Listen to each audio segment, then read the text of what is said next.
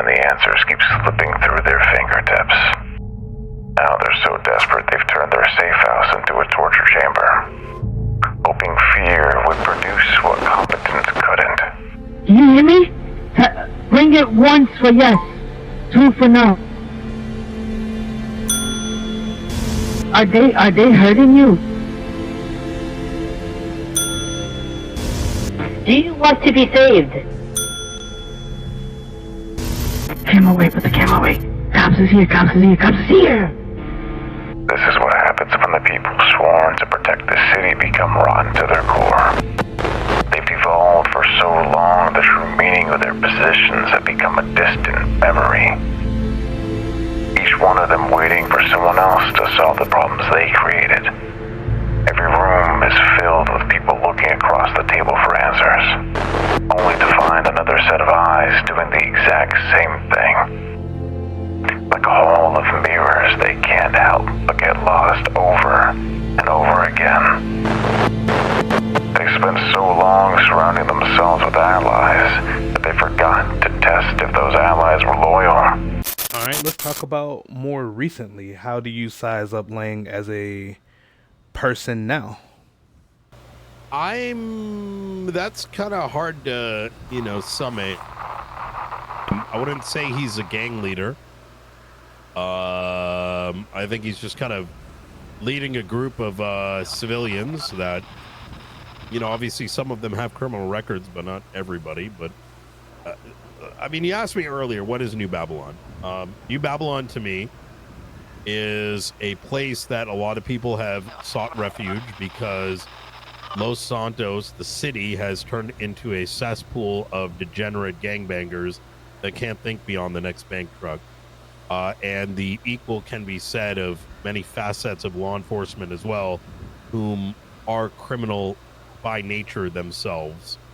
In fact, I think there was one point where I told Lang that he's pretty much taken all the civs that are left. Of course, there are a couple still on the outskirts, but what the fuck is there left down in the city? It's actually sad. I think it's pathetic. I think most of the city is kind of degraded into individuals that just, think in the moment. I think on that front, I see Lang as someone who's kind of created a refuge for the few that are left. Now, they're trapped in a circle of ambition, each department protecting itself no matter the cost. Nobody wants responsibility, but everybody wants the throne. Snakes coiled around the same shrinking pile of power, waiting for the right moment to strike. Each one of them ready to take their cut and leave everyone else to deal with the damage. This is no longer something that can be erased with arrests, announcements, or another department created to solve the problems caused by the last one. The knife has already made its cut, and every attempt to remove it only carves it deeper. No matter what the state does next, the story continues. No matter what they call themselves, the city will remember who they were. And no matter how much power they charade, they cannot force the city to forget what it has already seen. They count names on reports and mistake that for progress.